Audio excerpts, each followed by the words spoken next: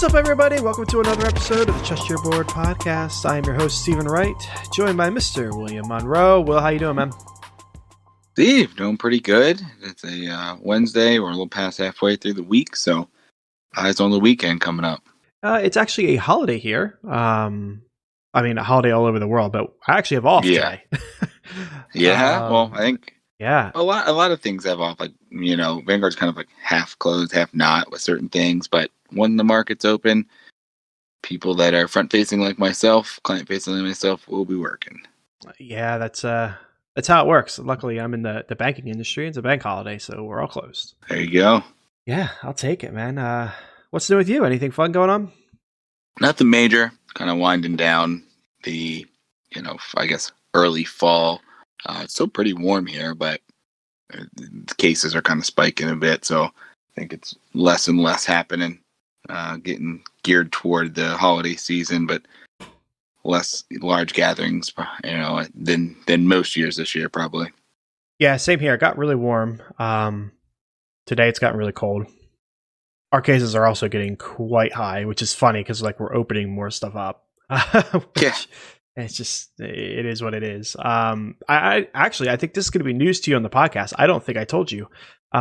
We were approved to rescue a dog this weekend. Oh, no way. Yeah. That's awesome. Yeah. Do you know what kind of dog, or it's just, hey, you can rescue a dog and you'll get, whatever dog is here? No, we know the dog. So we applied for individual, you got to apply for an individual dog. They'll put up pictures and stuff and personality information. We don't know the exact type. It's some sort of terrier mix by our looks and by multiple other people we've asked. Everybody looks and says it's some sort of terrier, like a middle-sized dog, actually coming from Lebanon, being rescued because after the explosion, I don't know what happened, if it was flat out abandoned or the owners just said, we can't handle it right now, but something happened with the explosion. And I guess it's a pretty big issue. So they're asking a lot of dog rescue places all over the world to take some dogs, and one in our area grabbed a few, and went through a long application process. But yeah, we'll be getting her, I think December 2nd, somewhere around there.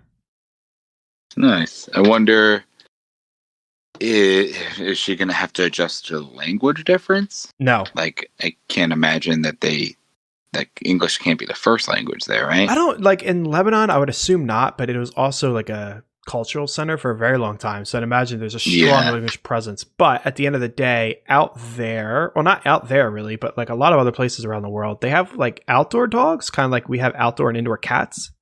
They got outdoor dogs. So this dog is 2 years old. She's not potty trained. She doesn't know any commands or anything. The only thing she really knows is her name. So gotcha. There should be no issues with the language barrier because she's just not used to anything. So that's so whatever you get, you get. Exactly. Yeah. Yeah. Fun stuff. That's kind of the next phase after getting the house. It was okay. Let's turn our attention to the dog. And not going directly into children. We're going for a dog first. Yeah. Priorities. Probably a good idea. Right. Maybe a slight bit cheaper. Yeah, just a little bit. Hi. Well, that's funny.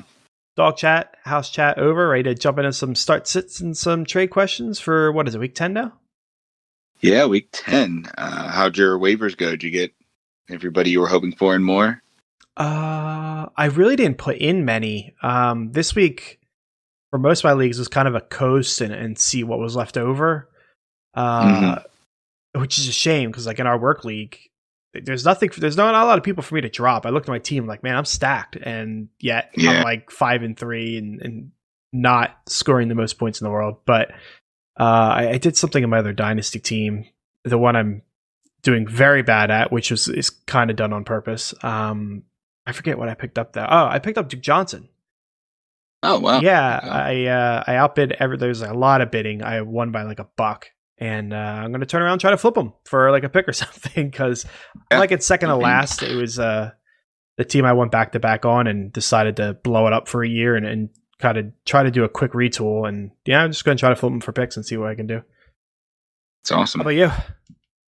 Yeah, I had to put a couple claims in a couple spots in our league.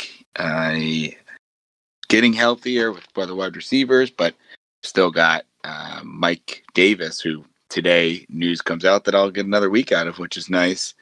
And I picked up Josh Kelly as I needed I have Justin Jackson.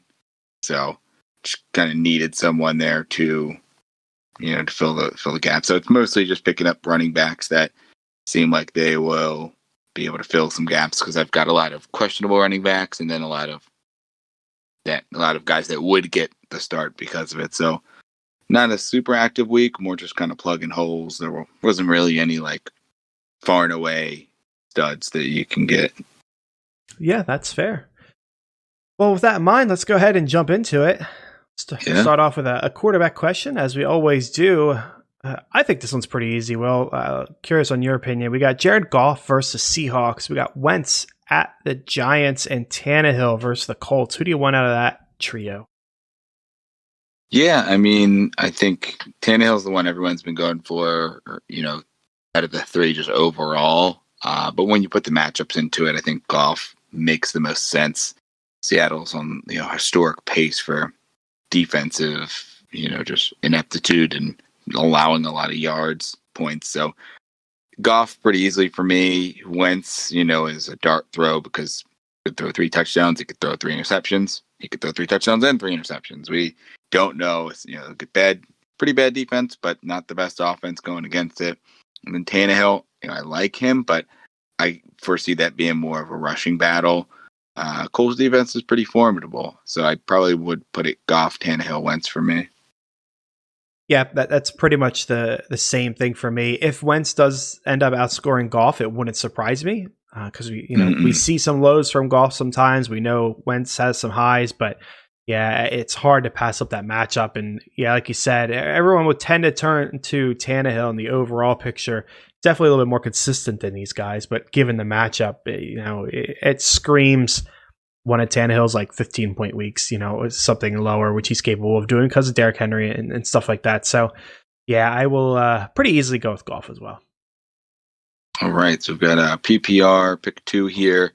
Philip Lindsay at Vegas, Jerick McKinnon at New Orleans, and Jordan Wilkins at Tennessee. I know we've talked about him on the waiver show. I don't know we've actually had a start-sit question on him just yet.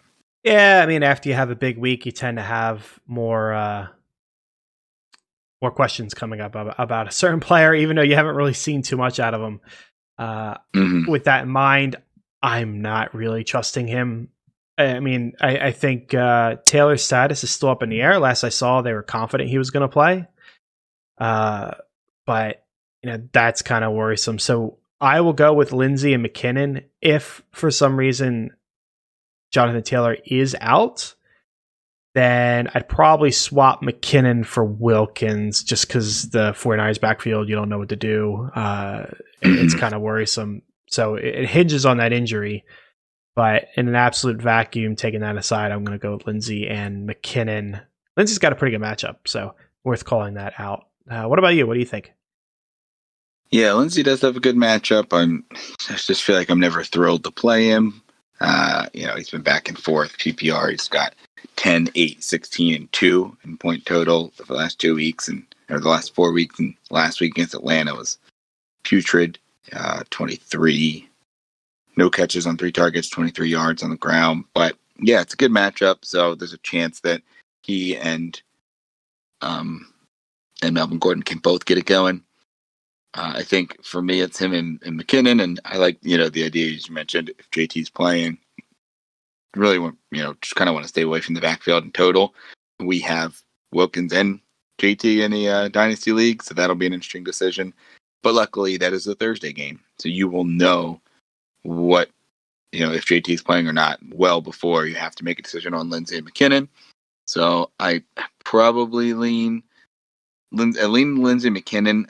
I am torn as to which I would sit for the 4-and-away starter Wilkins. If that happens, I probably lean sitting McKinnon, as you mentioned. Do we know if Mostert's coming back this week, or we don't know? Still uncertain. It's up in the air. Like, it's possible, but we don't know for certain yet. Yeah, so I guess it's probably that. But yeah, it seems like just the matchup for Lindsay seems like maybe they're running downhill a little more.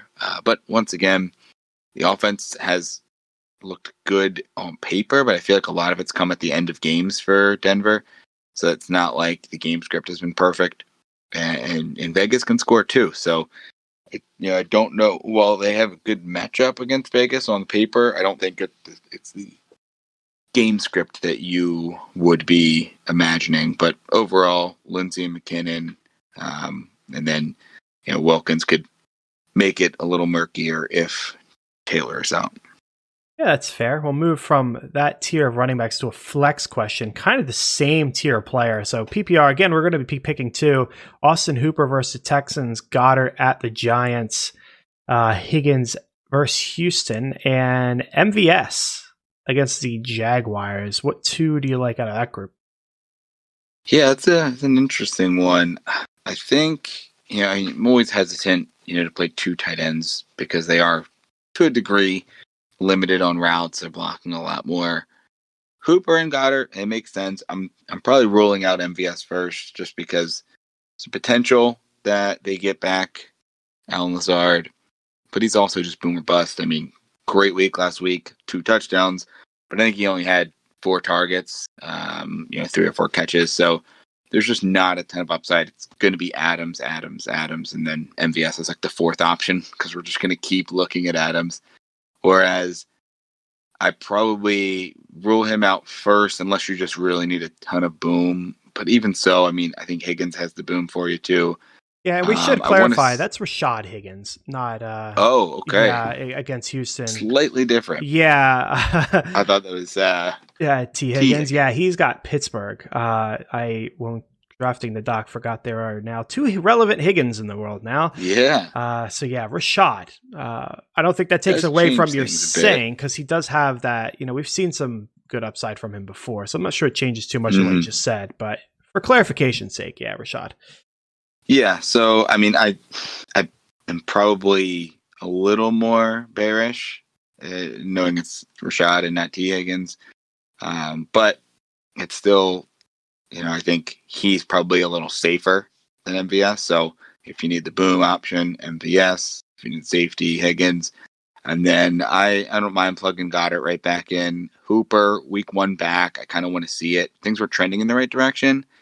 And if, you really need a tight end option, it's not bad. But if we're looking at likely some flex options here, I'm probably going to go Goddard and kind of your pick of, do you need upside? MVS, do you need safety? I'll take Rashad Higgins. Yeah, I'm probably in the same boat. Goddard's a lock because he seems to be a cut above everyone else here. Of the rest of the options, I will go with Higgins for no real reason. Yeah. I could see that game being somewhat more interesting because Houston defense is so bad. And their offense is good, so I could see them being higher scoring. Where we know the Green Bay defense or offense is good, Jaguars defense is bad, but can the Jaguars defense or offense put up points against Green Bay? So that necessarily might not end up being any kind of shootout. That might just be a bad game. So I will go with Goddard and Higgins. As I mentioned leading off, we just had 2 back-to-back questions with kind of the same tier of players really, really iffy. We both went with like Higgins there, I think at the end. Will, would you start any of the running backs that we just went over Higgins, Lindsey, McKinnon, and Wilkins? I would think about Lindsey and McKinnon.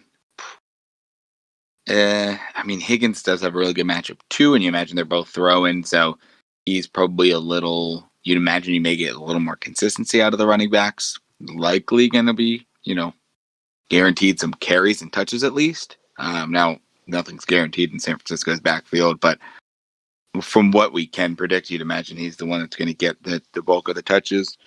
Lindsey, I think you can, sign him up for 10 to 15 touches somewhere in there, or opportunities, with targets. But yeah, I'd say maybe Lindsey over Higgins. Yeah, I'd probably agree. It's tough. Like, that's why I lumped it together. When you were dealing with a tier like this, like all these players outside of Goddard, I think, really in the same tier of like, it's very hard to predict. You could craft a narrative for anyone you want, really. And it makes it tough, but figured it'd be a fun exercise before we move along here. Sure. So next up, I believe we have half-point PPR Jarvis Landry versus the Texans, John Brown at Arizona, and Curtis Samuel versus Bucks. Yeah, this is a interesting one. I mean, from one tier to another, I like all of these players this year or this week. I think I like John Brown the least, so I'm going to take him out of the equation, and then it just becomes Landry versus the Texans, which would be like a great matchup play, or Curtis Samuel versus the Bucks, which is just riding the hot hand with Samuel. I think I lean Landry by a little bit. I guess you could spin it and say if you need a floor, go with Landry. If you need upside, go with Curtis Samuel. I guess it's probably my actual answer. But in an actual vacuum, I think I'll go with Landry here just because, again, as we've talked about before in Carolina, it could be any one of them on any given week. And if next week it's Robbie Anderson and DJ Moore and Curtis Samuel doesn't end up with a lot, he ends up with like 60 yards, that wouldn't surprise me. So I will go with Landry here. What about you? Yeah, I am going to go Landry as well. I think he is, kind of a cut above the other two. They all have upside. Like Landry even has it now without Odell there. And, likely the running game's going to get better. So you may have play action working more. He just has the safest floor out of the three. He's the number one there. He's going to get, his share of targets. Whereas John Brown and Curtis Samuel have all the upside, but they could completely bottom out, and on the week be the wide receiver 3 or even further behind a tight end or a running back any given week. So I'll take Jarvis Landry pretty easily above those two. I give the edge to Samuel for John Brown, maybe chase some points, but we've seen it the last couple weeks. John Brown's been a little more up and down. Did you just get this alert from Sleeper, Will? Sleeper? No. What is this? Alshon Jeffrey was a full participant at practice for the first time all year. Whoa, he's 50-50 to play then, if you're knowing him. Yeah, right? So maybe we're getting closer to the return. We'll see. Yeah, we will see. Hopefully that doesn't hurt good old Fulgham. Yeah, right? I hope not. Yeah, they play the same position, so we will see that if there's any coaching loyalty to the veteran. Yeah, we will see. I'm sure that, knowing Alshon, that's weeks away. So moving along, PPR, Tyler Lockett at the Rams or Godwin at Carolina. Yeah, this feels weird to say, but I think it's pretty easy. Tyler Lockett. I mean, the matchup is, solid for high scoring, but even more imagining that you're going to have why am I blanking on their store? Jalen Ramsey sticking DK Metcalf, right? So it could be a situation like the Cardinals game where the number one corner is locking up DK and Lockett is available to soak up all those targets.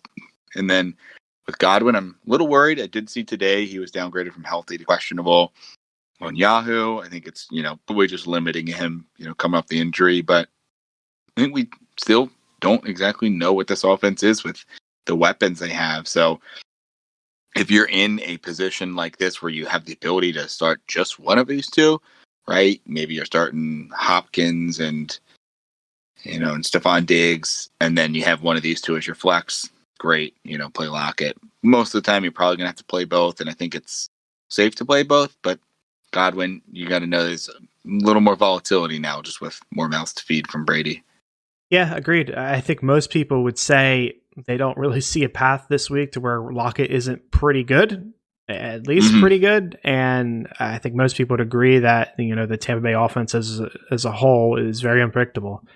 Is Gronk going to catch a touchdown this week? We don't know. Is it Rojo or Fournette? We don't know. What wide receivers are going to be? I don't know. Is Bruce Arians going to criticize Tom Brady? Who knows? I mean, it's just every week it's something different out of that team. So, yeah, like you, I looked at it and was like, this doesn't seem right. Like, yeah, everyone puts Godwin on a pedestal and Lockett's always a tier down. But yeah, it's pretty easily Lockett.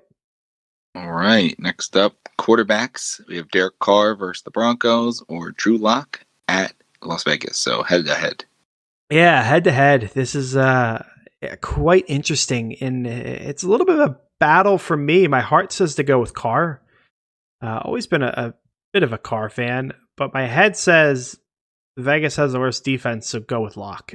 So I guess I will follow that line of logic and go with Lock, but I like both of them and have absolutely no issue starting either. But I'll go with Lock. I've seen this question posted a lot, Will, so I think a lot of people are struggling with this one. Yeah, and if you're streaming quarterbacks, these are likely going to be options you have, along with probably Tua, and if you were lucky enough to get Jared Goff. But if you're in this situation, I'm going to lean with the guy that I've just seen do it more than Derek Carr. I mean, weapons are similar, right? And I mean, like you said, Vegas' defense isn't good. Lock had let it up, but he just hasn't been consistent. It's been all, garbage time, which he could get again. But I'll play it safe here on my end, and I would be happier starting Derek Carr than Drew Lock if I had the option of the two. Okay, fair. Our next one, we got a half-point PPR, Chase Edmonds versus the Bills, or Mike Davis versus the Bucks. Yeah, this one's tough, especially with Mike Davis looking like he's getting the green light to move back up into starter material. This is probably someone who just kind of was hanging on to these guys a couple weeks ago, right? You're probably locking in Mike Davis, and then you might have been able to flip from Davis to Edmonds, right, as CMC came back and Edmonds became the starter. But with Davis getting back into it, it's tough not to play Davis because I think he's proven it more. But he does have the tougher matchup, I think, in Tampa, whereas Buffalo. Buffalo's got a good defense, but they just haven't played well this year, and they've been giving up a lot of fantasy points. I probably will lean with Edmonds because I think it's going to be a higher scoring game. That Tampa and Carolina game could definitely be a high scoring, but both teams defensively have played well just kind of throughout the season. Tampa obviously doesn't look like it last week, but I do believe they'll come back stronger this week, and I think it'll be a closer game for sure than last week was. Whereas Arizona and Buffalo could be the game of the week when it comes to fantasy scoring and just high stakes, high scoring. So I'll take Chase Edmonds here against the Bills. Yeah, I'm doing the same, and a lot of it's because the Bucs run defense is pretty good, and that's going to cause some issues for Mike Davis now. It's close in that there's definitely plenty of worlds where Davis wins this. All he has to do is find the end zone. But like you said, that Arizona Bills game could be pretty interesting. So I want pieces in that. I will go with Edmonds as well. Right. So next up, standard scoring. We've got Deontay Johnson versus the Bengals. T. Higgins on the other side of that field at Pittsburgh. And then former Pittsburgh Steeler Antonio Brown at Carolina. Not touching Antonio Brown. I guess even though we started him last week in the dynasty league, yeah, desperate. Even though, yes, I guess like if you need absolute moonshot upside, like something happens on Thursday and you get crushed, then Antonio Brown's probably got the upside. It's a pretty good matchup, and Tom Brady likes him, so I guess in that scenario I would go Antonio Brown, but. Anything else, I'll go with Deontay Johnson because the matchup's easier for him. He is, he's been annoying, very annoying. With the injuries and he'll either be really good and then get hurt, or get hurt early and then be gone, or he will disappear. And it's owning him is super frustrating.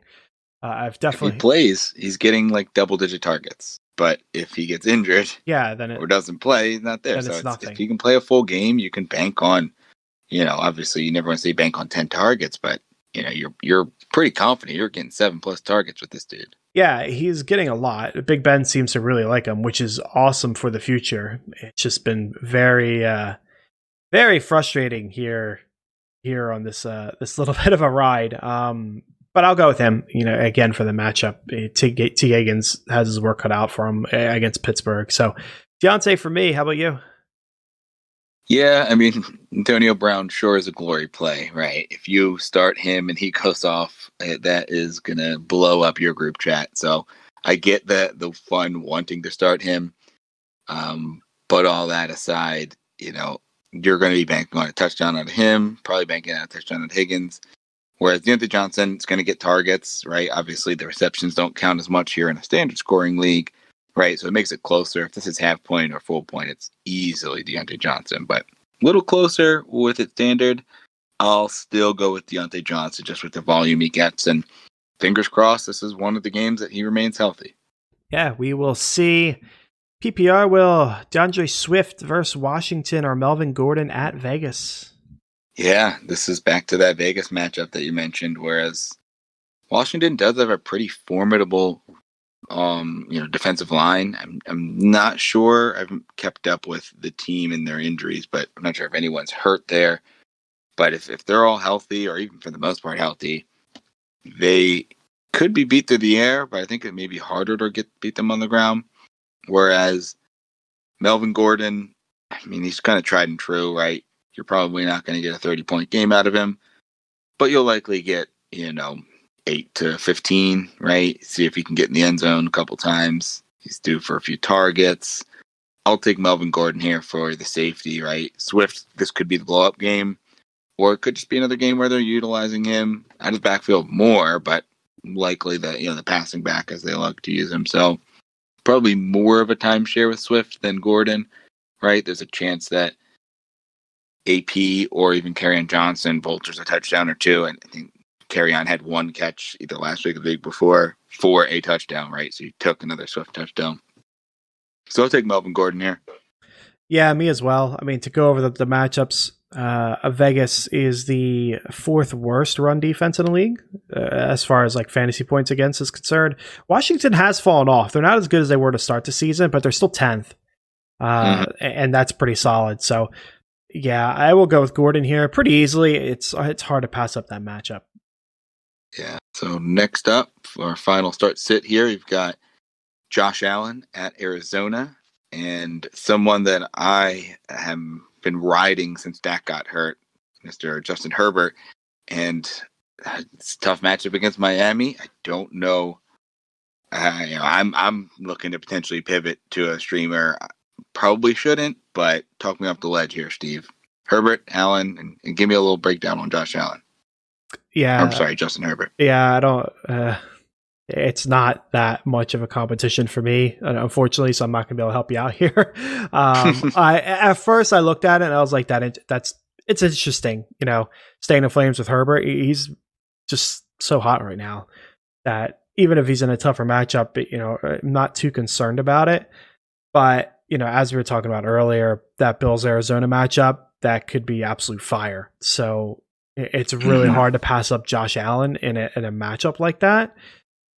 I'm sure Herbert will be fine. He'll be a good start. So, I mean, for you personally, it would depend on who you're pivoting to. If you're pivoting, if Josh Allen's available on your waiver wire, well, I'll go get Josh Allen. But if we're talking like, I'm going to pivot off Herbert and I'm going to go with Tua because the matchup's better for Tua, I will pass on that and I will stick with Herbert. So it depends on who you want. It's just he's up against Allen here and I want that matchup. So I'll take Allen pretty easily here. But I don't hate Herbert this week. Yeah.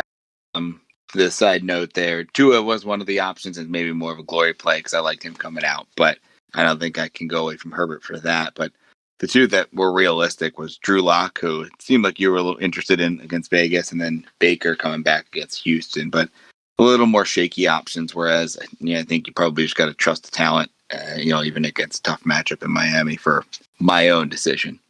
Yeah, I think I would stick with Herbert. Baker's interesting, but he's weird, and it's hard to trust starting him. So he's running probably back's coming back. Exactly. Yeah, Chubb's coming back. Locke is more interesting, but I don't know. I mean, again, with Vegas's run defense being so bad, that could be a very run heavy game. Locke could still be fine. I could see him being better than Herbert, but I'd rather take my shot on Herbert. Yeah, and getting back to the question, I'm right there with you. It's Josh Allen for me.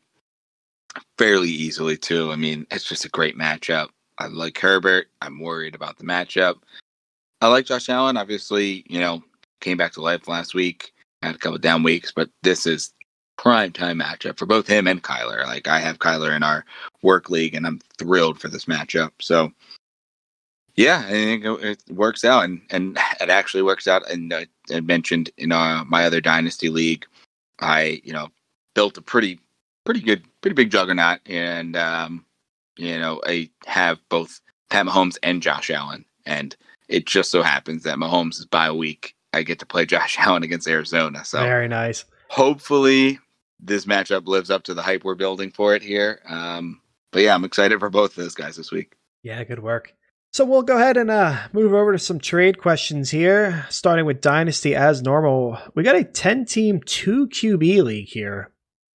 Tua and CMC, or Deshaun Watson, DK Metcalf, and Mecole Hardman.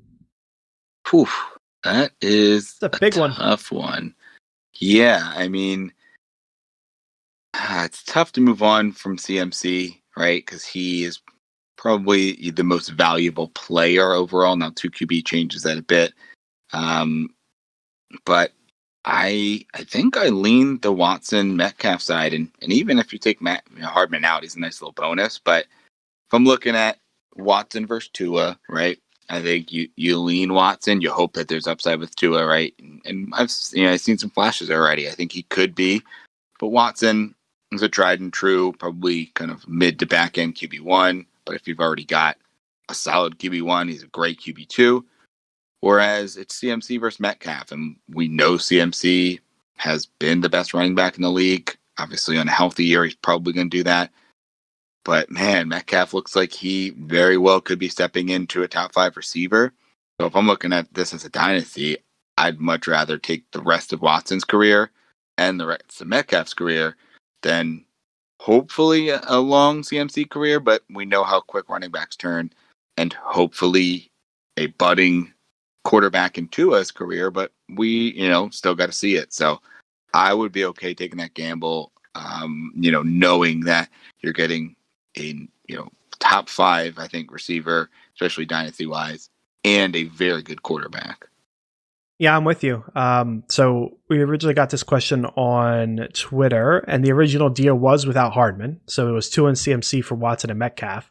And even then, I was on the Watson Metcalf side for most of the reasons you mentioned. I mean, a 2 QB league, that puts a lot of value on Watson. And I know we all love CMC, but he's a running back. And in 2 years, what's he going to be?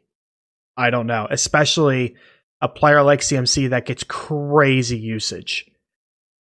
His odds of breaking down early are seemingly high, given, I'm not a doctor, but seemingly high given the amount of touches the guy gets. So he could be gone in 2 years, and you're stuck with, just Tua on that side. And what will Tua be in 2 years? I don't know.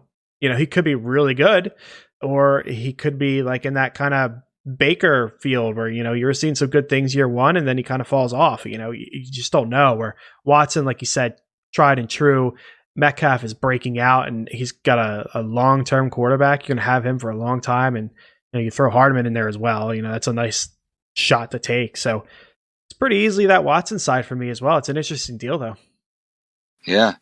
Another dynasty here, 12-team PPR. We have Jerry Jeudy and what is expected to be a late second-round pick, or Kenny Golladay. Yeah, this is a pretty interesting deal. Overall, I think it's fair. I'm leaning the Jeudy second side at this point. I mean, we see some good stuff from Jeudy. I like what I've seen.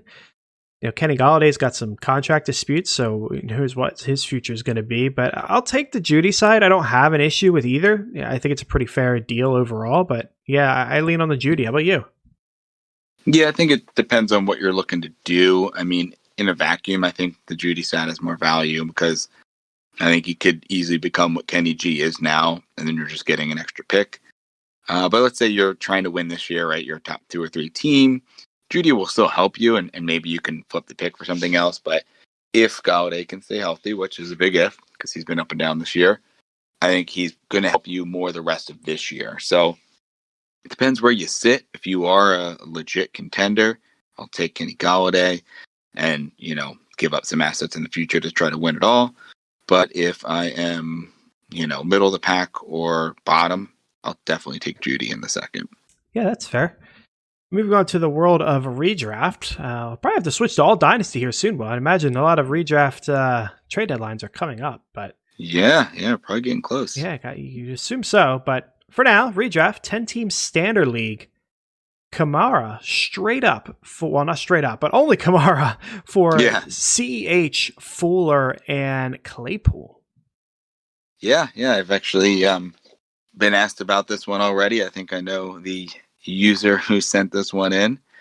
I think I take the Kamara side pretty easily, especially redraft, right? Obviously, a different story if you're getting Clyde for the future, but I'm a little worried about Clyde rest of the season. Just he hasn't, he's had a ton of yardage and he just hasn't gotten in the end zone, but seems to be seeding a little bit more. They're just not running as much, which is weird. We thought it would be Bell eating into it, but it just seems like they're not running the ball nearly as much. And Fuller and Claypool is nice, right? So if you need depth, I'll take that side. If you have Kamara, but you're just completely banged up and you just want to get some players to plug in, it's not a bad downgrade from Kamara to CEH to grab those two players. But if you have a ton of depth at the wide receiver position, I would love to upgrade from Kamara or CEH, who I think is going to be good the rest of the season. But Kamara, I think, barring injury, we know he's going to be a guy that's going to get a ton of usage. And I'm worried about Breeze, his arm, going down the field. And I think it just plays into Kamara and even shorter routes to Mike Thomas so perfectly. So Kamara, I think, is benefiting even more because I think Breeze is showing that he's toward the end. Yeah, I agree with you. I'm going with Kamara here because, like you said, it's CEH isn't performing how we thought. Fuller, he's always getting hurt, so he's kind of hard to trust. And Claypool looks good, but there's a lot of options there that can catch the ball. And if he ends up with a couple duds down the stretch, that wouldn't surprise me. So I'll go with Kamara. If I was a team that was sitting there and I am like 4-5 on the outside of the playoffs, and I really feel like I need a desperation throw to just to take a shot at getting in the playoffs, and I want to take my star player in Kamara and break him up and just gamble on CEH fully breaking out and getting those touchdowns that a lot of people think he deserves, and Fuller stays healthy and Claypool stays as he is, then that's fine. I get that. But outside of that specific scenario, I will take Kamara in a vacuum. Interesting that you mentioned Breeze. I actually sent a trade offer for him in our work league recently. So I had Cam, and I'm running with Wentz, so I got quarterback issues. But I was looking at his schedule down the stretch, and it is amazing, actually. Juicy one. Yeah, let me see here. Breeze. I'm just pulling up my trade here. I'm probably paying too much, but like I said before, I got the roster to do it. So he's got San Francisco this week. He's got Atlanta, Denver, Atlanta, Philly, KC, and then Minnesota on championship week. So that's a pretty nice deal. You got Atlanta twice. Yeah. Denver's not great. Philly's fine, middle of the pack. KC could be a shootout. Minnesota, that's a bloodbath on championship week. So he's got a great rest of season schedule. Like you said, will the arm hold up? That's another question. We'll have to see. But, last week he only threw for, I think, like 220 yards. He had 4 touchdowns. So the arm didn't really matter at that point. He got the touchdowns to make up for it. So and that's what it is. Like I worry about more the deep threats there, but I think that just plays into Kamara so well, right? Yeah, absolutely. Because he's going to get so many checkdowns. So our next one here will redraft half-point PPR, Aaron Jones and DJ Moore, or Robinson, Fulgham, and Hayden Hurst. Interesting. And obviously, redraft makes this a little easier, with the name value on one side there.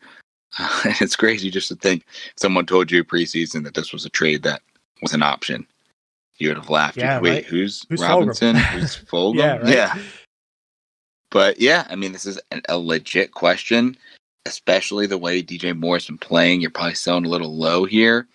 Jones and Robinson is probably fairly comparable, right? Aaron Jones likely outperforms him the rest of the year with the rookie quarterback. I didn't get to see, how did Robinson do this week? Obviously, Luton had a surprisingly good game, but was James Robinson usable? Was he? I know he's been great all year, but this week too. Yeah, this week he was pretty good. He went 99 for a touchdown. Yeah, I mean, so I think it's pretty comparable. You probably have, a lower ceiling with Robinson than Jones just because of the offense and Aaron Rodgers. But it's not a huge downgrade, and you're basically swapping DJ Moore for Fulgham and Hurst, and Hurst is okay, but I don't think he's like an elite tight end that I want to trade for, right? Like if I'm trading for a tight end, I'm going to go out and get one of the top 4 or 5. Hurst is probably better than some of these guys you can get off the waiver, but you can get someone to start for him. So it's ultimately DJ Moore for Fulgham. I'd probably keep the name value and just hope that DJ Moore can get it going, or try to flip DJ Moore for something by himself. I don't know that I want to take the downgrade of Jones to Robinson to, potentially upgrade from DJ Moore to Fulgham. Yeah, I think I agree with you. It's an even trade. It's tough. I mean, James Robinson does have a tougher playoff schedule. We've got Baltimore in there, which is not ideal. Mm-hmm. But yeah, I think I'll take that shot with Aaron Jones and DJ Moore and hope they pull it together. But if you really if you're out there and you like the James Robinson side, I have no issue with that. It's a fine side to take. But personally, I'd rather go with the Aaron Jones side as well for everything you said. Gotcha. So our final trade is a redraft full point PPR. It's an interesting one to see this as an option. Clyde Edwards-Helaire, who we talked about earlier, and Kenyon Drake. Yeah, 2 players that haven't performed like you expected to this year. But, one's hurt, and I don't know when he's coming back. And when he comes back, he very well may just be in a strict timeshare. And one's not hurt. So I'll go with the one that's not hurt. I'll take CEH. There's definitely a world where Drake comes back, and he's the Drake we all thought he was, but I think it's more likely he comes back. It's a 50-50 split. So I will stick with CEH here. What do you think? Yeah, pretty easy for me too. I mean, before the injury, or first week or two, this is a pretty comparable trade, and you're probably taking the Drake side with the uncertainty of Clyde and Drake at least playing. But we've seen, 9-10 weeks of Clyde Edwards-Helaire. He's solid, right? He's probably not the RB1 that you're hoping, but it's a solid RB2. And with Drake, I think you're hoping that he can be what Clyde is, right? He's shown that he's probably going to have some boom games, but not be the reliable RB1. You're hoping that he can be a boom or bust RB2. So I'd rather have Clyde. That is fair enough. That's going to wrap up today's show. Will, do you have any closing remarks here? No, good luck everyone in your leagues. Wish everyone remains healthy. Obviously, it's not happening any of these weeks this season. And make sure you get your Thursday players out of the flex and into the starting position lineup. Kind of keep that flexibility. So, with that out of the way, good luck this week. Always remember, trust your board.